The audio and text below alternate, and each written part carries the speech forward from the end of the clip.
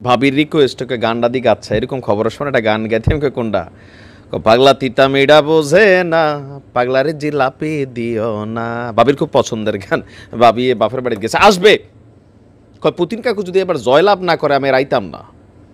দর্শক, Russia Ukraine যুদ্ধে প্রায় 2 বছর আগে পুতিন কাকু একটা মেশিনারিজ ব্যবহার করছিল সারা পৃথিবী কর্তৃক, বিশেষ করে মার্কিন যুক্তরাষ্ট্র, ন্যাটো, জাতিসংঘ পুতিনের একদম মোটামুটি উদ্দেশ্য একটা জাল তৈরি করছিল যে না তুমি এটা করতে পারো না, কারণ পৃথিবীর 100টার বেশি দেশে নিষিদ্ধ। তো পুতিনকে আচ্ছা গরিবের উপর আইন ফলাইতে হয়েছে, বড় লোকরা মানে আইন বানাইতেছে, তো তোমরা যে ব্যবহার করছো ইরাকে আফগানিস্তানে আমরা তো আসলে এই ডে আমিও দেয়াম পারলে ঠেকাও। জিনিসটা কি? ক্লাস্টার বোমা বা গুচ্ছ বোমা বলা হয় যেটাকে। জিনিসটা একের মধ্যে অধিক জালের মতন একটা থাকে, আবার এটার থেকে অনেকগুলা মাকড়সা ডিমের মতন করে বের হয়, তবে এটার ক্ষতিকর প্রভাব অনেক বেশি, যার কারণে পৃথিবী জুড়ে যে কোনো জায়গায় এই গুচ্ছ বোমা ব্যবহার নিষিদ্ধ। কিন্তু পুতিন কয় খালি আমাদের লেগে নিষিদ্ধ নাকি, তোমাদের আমেরিকাও ব্যবহার করছে। সো এখন এটা রাশিয়া আবারও গেল 2 বছর পর আজকে আমরা দেখলাম এটার ব্যাপক ব্যবহার। দর্শক, ক্লাস্টার বা গুচ্ছ বোমা বলতে সাধারণত অনেকগুলো ছোট ছোট বোমাকে বোঝায় যা লক্ষ্যবস্তুতে একসাথে নিক্ষেপ করা হয়। বেসামরিক মানুষের বেশি হতাহতের ঝুঁকি থাকায় বিশ্বের 100টিরও বেশি দেশ এই ক্লাস্টার বোমাকে নিষিদ্ধ করেছে, আর এটাই পুতিন কাকু ব্যবহার করছে এমন অভিযোগ পুতিনের বিরুদ্ধে আপনার তোলা হয়েছে। আমরা যদি দেখি আপনার এটা কেন আসলে মানে নিষিদ্ধ, আপনার বলা হচ্ছে যে ক্লাস্টার বোমার অবিস্ফোরিত বোমাগুলো বছরের পর বছর মাটিতে পড়ে থাকতে পারে এবং যখন তখন তার বিস্ফোরণ ঘটতে পারে।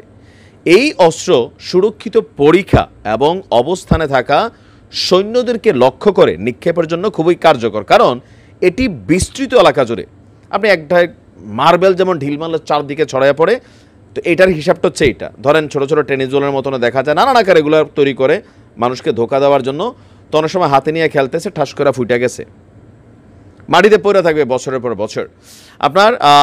ফলে পুরোপুরি অপসারণ না করে এই গুচ্ছ বোমা যেখানে ব্যবহার করে সেখানে চলাচল করতে পারে না।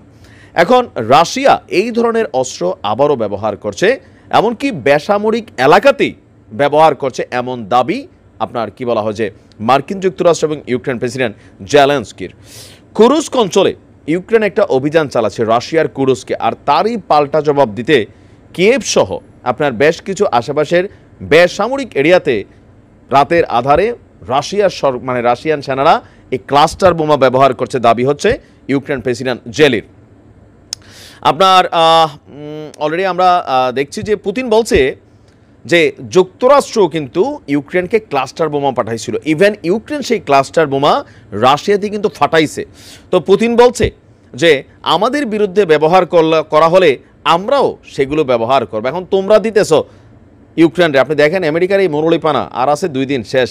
যাই হোক, ইউক্রেনের পূর্বাঞ্চলে অপারেশনের দায়িত্বে থাকা ইউক্রেনের জেনারেল যিনি আছেন তিনি বলছেন যে শত্রুর পদাতিক বাহিনী সর্বোচ্চ মাত্রার ক্ষতি করার মতন আপনার তারা এখানে ব্যবহার করছে, আর এই মুহূর্তে তাদের বিরুদ্ধে লড়াই করাটা খুবই অসম্ভব অবস্থায় চলে গেছে। তবে পদাতিক যারা এখানে মরবে তাদের স্বজনরা রাশিয়ায় তাদের সরকারকে প্রশ্ন করবে। তিনি বলছেন যে এই ক্লাস্টার বোমা তাদের সব সমস্যার সমাধান করবে না, এবং আচ্ছা মানে এখানে বিষয়টা হচ্ছে ইউক্রেনের হাতেও আছে, কুরস্ক অঞ্চলে তারাও ব্যবহার করছে, রাশিয়াও ব্যবহার করছে, তবে কোনো দেশই ওইভাবে স্বীকার করছে না। পুতিন বলছে তোমরা করলে আমরাও করব। এখন বিশ্ব স্বাস্থ্য সংস্থা বা জাতিসংঘ যারাই আছে সংঘফঙ্গ সবারই একটা বক্তব্য, পুতিন তুমি তো এটা করতে পারো না, কিন্তু পুতিন বলছে কি তোমরা করছো আমরাও ব্যবহার করব। এই মুহূর্তে বেসিক্যালি পুতিন যুদ্ধের ফলাফলটাকে ট্রাম্প ক্ষমতায় আরোহণের আগেই সম্ভবত মোটামুটি যা করার কইরা ফেলতে চাইতেছে, কারণ ওইদিকে ইসরায়েল এবং গাজার মধ্যে আপনারা জানেন যুদ্ধবিরতি হয়েছে, অলরেডি এটা সম্ভবত কার্যকর শুরু হয়ে গেছে। তো ট্রাম্প ক্ষমতায় গ্রহণের পর ইউক্রেন প্রেসিডেন্ট জেলিরে সেইখানে ডাইকা নিছে, পরিস্থিতি উল্টাও হইতে পারে, যার কারণে পুতিন কাকু যা ঘটানোর আগেই ঘটাই দিচ্ছে, কারণ যুদ্ধবিরতিও হইতে পারে অথবা যুদ্ধ চলমানও হইতে পারে। পুতিন থামবে না, বইলেই দিছে খেলা হবে।